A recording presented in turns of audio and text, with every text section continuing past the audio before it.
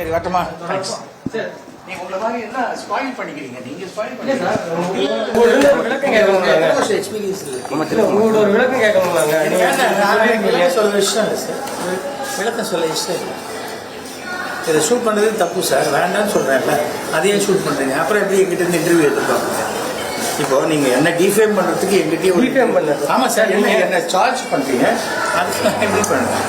இல்லை சார், நீங்கள் உங்கள் நாடகத்தில் லாயர்கிட்ட பேசுகிறேன்.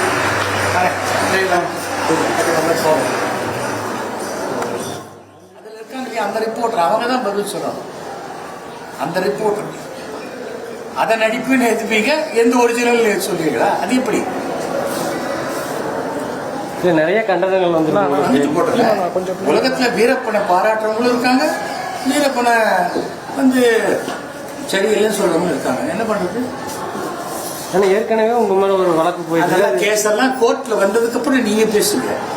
என்ன ஒன்றும் சுப்ரீம் கோர்ட்ல கேஸ் இருக்குல்ல, நீங்க எதுக்கு நடுவில் பேசுறீங்க? நீங்க அதுல எதிர்வாலியா இருக்கீங்க. நீங்க உங்களோட நாடகத்தில் நீங்க உபயோகப்படுத்த ரொம்ப ஆசைப்படுறேன். ஆனா கிளிப்பிங் சார், ஒரு ட்ராமா, ஒரு சினிமாவில் வருது, ஒரு டாக்டர் விஷபூசி போட்டு கொன்னுடுறாரு.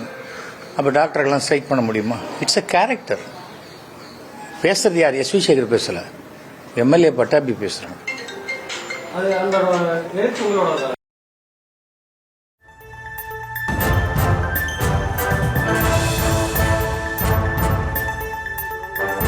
இது அந்த மாதிரி பர்சனல் லைஃப்ல யாரும் பேசக்கூடாது. இத்தனை குழந்தைகிட்ட பேசினாங்க, என் பேத்தி மாதிரி இருக்கிற குழந்தைகள் அவங்கள்ட்ட தானே பேசினாங்க.